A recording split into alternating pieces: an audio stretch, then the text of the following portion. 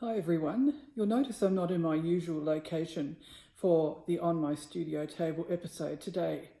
There's a very special reason for that, and I'll share that with you a bit later on in the video. In the meantime, I'd just like to talk about what is on my table, because I do have a table at my gallery shop in St Mary's in northeastern Tasmania, and I work here in between customers who come to see me or to purchase that special eco-friendly gift or item of clothing. So one of the things I wanted to tell you about was that I was commissioned to write an article for Quilting Arts magazine, which is an American magazine which showcases contemporary textile art in the form of quilts, sometimes called art quilts. And I use tea bags a lot in my work, and so I put in a proposal to share how I use tea bags in my work, and also suggestions about what artists can do to incorporate them. And that's not only textile artists, mixed media and collage artists will also find them really useful and inspiring to use. So I've just got one of my textile art pieces that use tea bags to show you as an example, and this one also features in the article. The magazine is out, I think, in the US now. It's the summer issue. And of course, in Tasmania, we're in the middle of winter, but it will be out in Australia, I think, in August. But in the meantime, you can actually buy the digital copy if you want to get a look at it sooner than that. So I'll post the link underneath so that if you want to do that, you can do that when you finish watching the video, of course. So here is the piece that I was talking about. I'll have to hold it up because I have a different device here at the gallery. So this is a piece called Symbiosis, and I'll just go back a little bit. You won't be able to see the whole thing, but if I move it, you'll be able to see it. And you can see that I've used a vintage doily, and in the background I've used some other vintage fabric. All of these have been eco-dyed in some way, and then there's a smaller vintage doily layered over the one in the background. On top, I've put pieces of paper which have been edged with tea bags. So I emptied the tea bags after I dried them out. These are used black tea bags. And then I ironed the tea bag papers, and then I have them stored so I can use them whenever the inspiration strikes me. So I've used them in various ways, and I share ideas in this article. I also have a free YouTube video about how I process the tea bags, and I'll also put the link underneath this video. And if you go to my art and decor section at gonerustic.com, you'll see some of the other artworks that I've done also using tea bags. So hopefully that will be helpful to you and inspire you. There are many other great articles in the Quilting Arts magazine also, so it's worth it to buy it so that you can be inspired by many artists from around the world. The next thing that I have on my table, I'll just put that away, is a piece of naturally dyed silk. This is a vintage remnant that was given to me by a friend, among many other pieces. And I did share a video and also on social media about my last eco-dyeing session. And this was from that session. And I had folded it in half to do the eco-dyeing, and you'll see there's a mirror image. And sometimes I think they just look so interesting as a mirror image. Sometimes I don't fold them and I do them as one piece. But they're often reversible because I don't use any barriers. So you see that that one is not symmetrical. And I just love the effect. Those were done in what I call my dirty pot, which is a perpetual pot, as some eco-dyers call it. And it just means that you don't throw out your dye when you're finished. You actually keep it and you keep topping it up. And if you want it to have a lot of iron in it, you can add rusty things to it as well. I don't do that because I use rusty cans sometimes in my bundles, and that adds enough iron to the water. And you end up with these dark, moody prints like the silk that I just showed you. The other thing that I do like using is onion skins. And I do that in an aluminium pan so that the aluminium of the pan acts as a mordant, and we call that a reactive metal. So this is a piece of silk that I did the same day as I did the other piece of silk, but in a different pot, of course. and I really like the effect on this. What I've done is I've used eucalyptus leaves and Banksia, so you can see the tracery of the Banksia leaves there and the imprints of eucalyptus leaves. Some of our leaves that grow on our property will print orange. Sometimes they're a bit more muted, especially because of the gold of the onion skin dye. But I just love the string lines also. And this too is reversible. Just show you the other side. This one is semi-transparent as well because I think it is vintage kimono lining, just by the feel of it. The other one that I did in the same pot was a piece of cotton, and you can see that the effect is much different because cotton is a cellulose fabric, and unless you use a soy binder, for example, to add protein, you won't get the bright results you get with silk and wool, which are animal fibres. The lovely thing about these pieces is that they are going to go to someone very soon as a giveaway. And you may have heard me mention that I have a VIP group and also a Ko-fi page where people can support me in various ways. The VIP group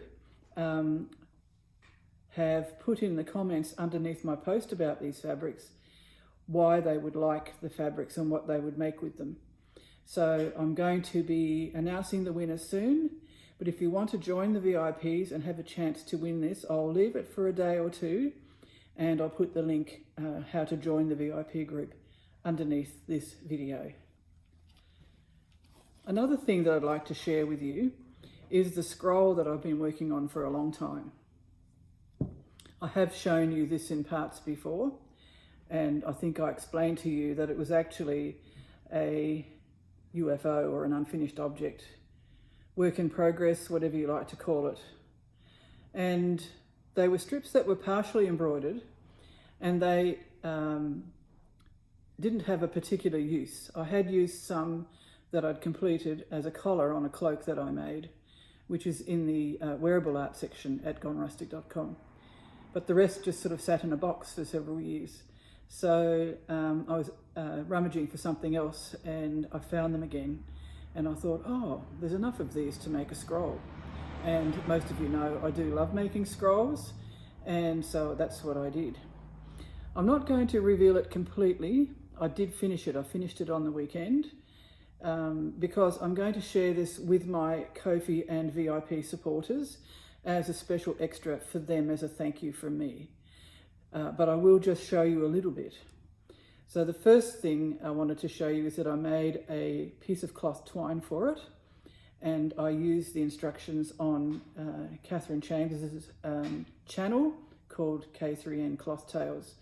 But Marion of Marion's World also shares how to make cloth twine with a slightly different method. So if you watch both, you'll be able to choose which one suits you the best. This twine is made from 3 strands. So I treated 2 strands as one and then the other strand as a separate one because it's made normally with 2 strands. So I did a strip of lace with a metallic thread in it, so it's got a bit of a silver colour in it, and a piece of torn naturally dyed cotton. I held the lace and the wool together and the cotton as a separate strand and then twined them, and I'm really happy with how that turned out. The closure is a stick from the bush, which we have growing on our property. We've got lots of eucalyptus and Banksia, which I use for my eco printing and dyeing. And so that's where I got my sticks from, including the stick that's inside it. And when I dug it out, it did have already the couching of the naturally dyed yarn and the cross stitch and running stitch running alongside it. But the circles I've added since. So the last month or two, I have been making circles and they just seem to be endless. Once I started, I couldn't stop. And then I was inventing different ways to embellish them. So you can see some examples here. There's also a darned patch, not because it needed it, but just because I like the look of it. That darn patch is made with some beautiful yarn that I have, which is a silk merino blend that's been hand dyed, not by me. So stay tuned and I will announce when this scroll will be revealed. and it will be, as I said, on my VIP page and my Ko-fi page. Now, as you know, I have been working on a journal just for my own enjoyment, and it's a stitch sampler journal, I guess you could call it, or maybe a slow stitching journal. I think that's probably the official name. And again, I'm doing this with Catherine Chambers of K3N Cloth Tales, and I'm just loving it.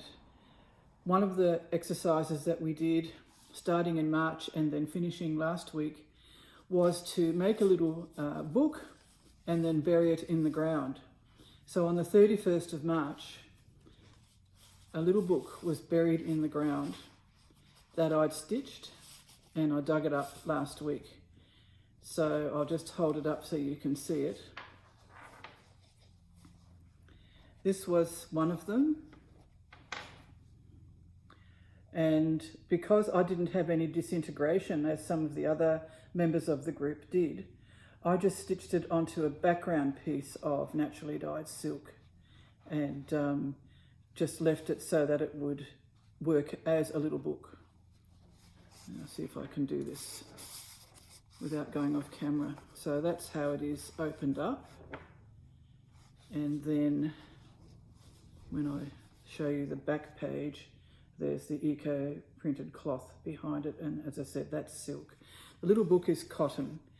We were encouraged to put some words on it, but I found a piece in my journal that talked about no words, and I decided that I would make my little books with no words, so just marks. And the journal quote that I put in, that is from my daily journal practice, although I don't always do it every day, I try, reads like this.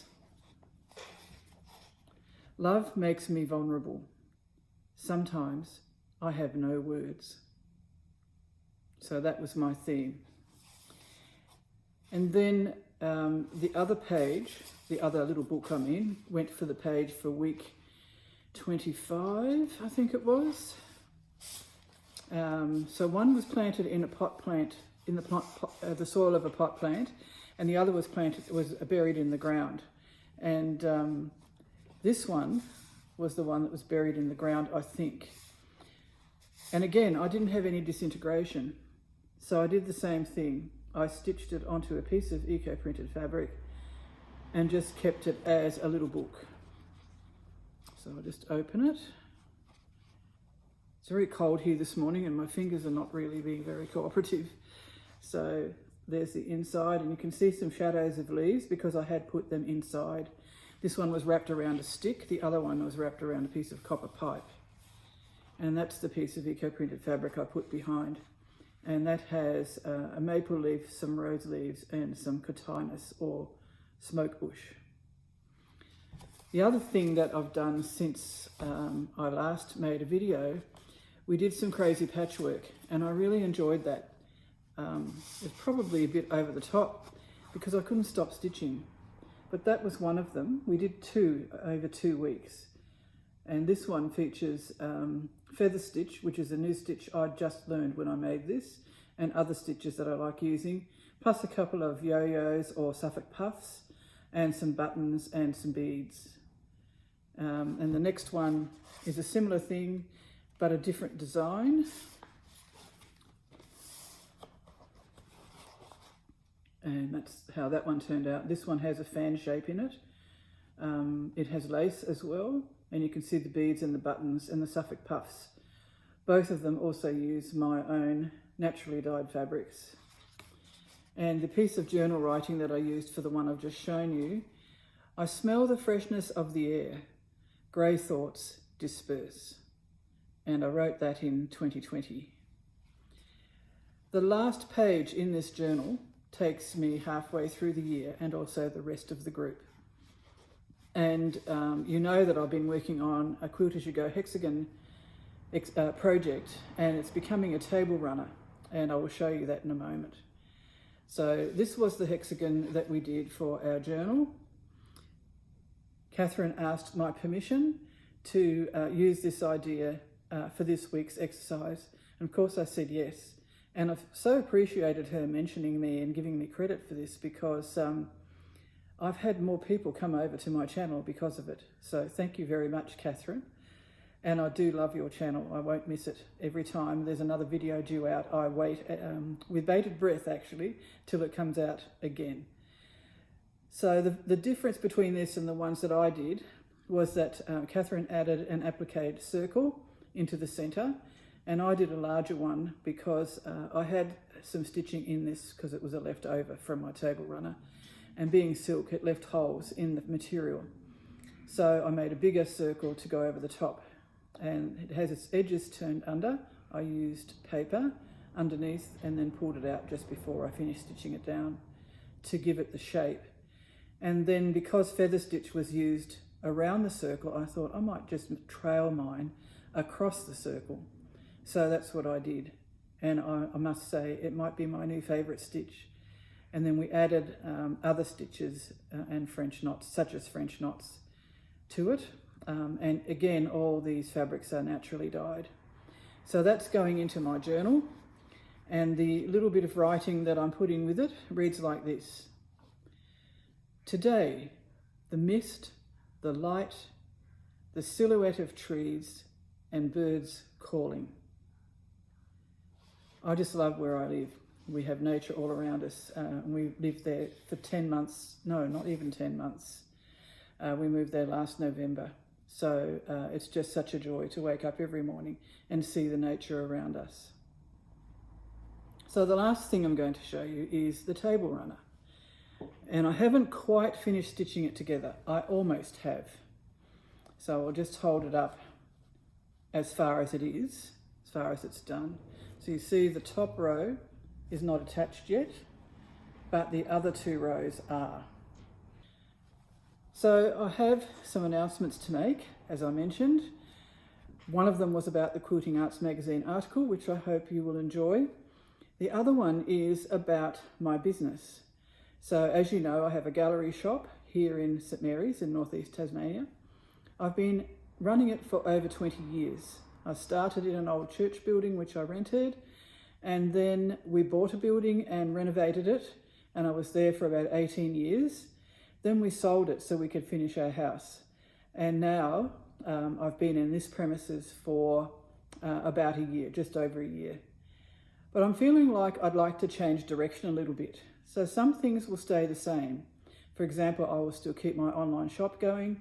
I will still be offering workshops, but I would like to build on the workshops, and I would also like to run retreats. We built quite a big house on our property. My husband built 80% of it himself, and it was all self-funded. We didn't take out a mortgage. We also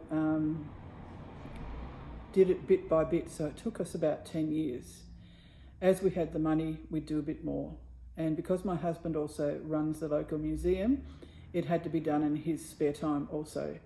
And then we were able to, once we sold the gallery, we were able to pay for things like wiring and plumbing and so on, the jobs that we're not allowed to do here in Australia ourselves. So we have some plans. We've got a 3-stage plan, and one of the stages includes the possibility of building a small cottage, which will become my studio and small gallery space, but will also be available as a artist in residence venue. So this will require funding, so we're looking at different ways to do that. We don't really apply for grants because we're mostly independent, but we may be able to perhaps start a Patreon account, or maybe a GoFundMe program or something like that. So if you have any ideas about how we can raise the funds, if you'd like to put that in the comments, that would be really helpful, because some of you may have thoughts about this that we don't have any idea about. So if you could do that, that would be lovely. So I'm closing the doors on the retail business, retail side of the business, the on-site retail side of the business, on Sunday. That's the 30th of June.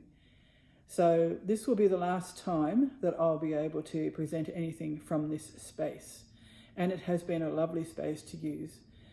It's been in a good position. We have had lovely landlords, and it's just been a lovely experience.